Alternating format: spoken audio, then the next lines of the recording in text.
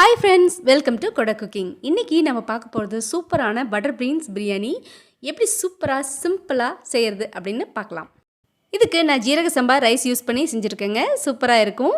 அதுக்கு முன்னாடி நம்ம சேனலை ப்ளீஸ் சப்ஸ்கிரைப் பண்ணலாம், சப்ஸ்கிரைப் பண்ணிக்கோங்க, பெல் பட்டனும் அழுத்திக்கோங்க. அப்போ தான் நான் போடுற போஸ்ட் உங்களுக்கு வந்து சேரும்.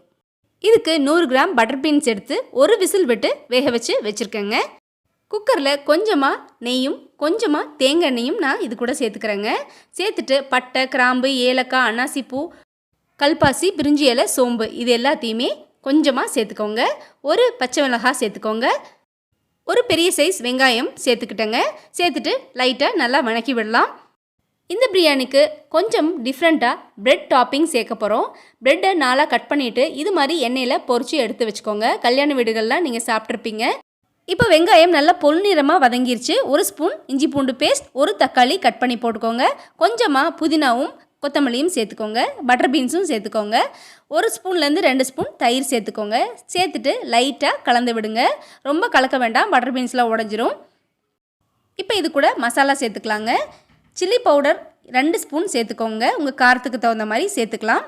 அதே மாதிரி பிரியாணி மசாலா நான் ரெடி பண்ணி ஹோம்மேட் வச்சுருப்பேன், அதையும் ஒரு ஸ்பூன் சேர்த்துக்கலாம்.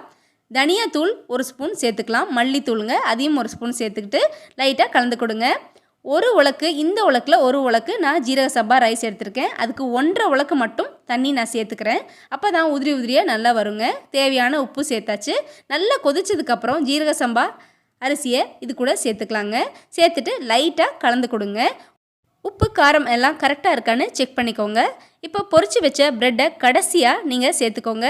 ரொம்ப கலக்க வேணாம், லைட்டாக கலந்து விட்டுட்டு இப்போ நம்ம குக்கரை மூடி வச்சிடலாம். மூடி வச்சு ஒரு 15 நிமிஷம் சிம்மில் இருந்தால் போதும். நம்மளுக்கு உதிரியான பிரியாணி ரெடியாக இருங்க. பட்டர் பீன்ஸ் பிரெட் பொரிச்ச பிரியாணி ரொம்பவே டேஸ்ட் டிஃப்ரெண்ட்டாக இருக்குங்க. நம்ம பிரெட் பொரிச்சது எல்லாமே அது கூட மிக்ஸ் ஆகி ரொம்பவே டிஃப்ரெண்ட்டாக கல்யாண வீடுகளில் நம்ம பிரியாணி சாப்பிட்ற டேஸ்ட் உங்களுக்கு அப்படியே கிடைக்கும். இந்த புரட்டாசி மாதத்தில் இது மாதிரி பிரியாணி கண்டிப்பாக நீங்கள் செஞ்சு சாப்பிடுங்க. ரைத்தாவோட வச்சு சாப்பிடும்போது அட்டகாசமாக இருக்குங்க.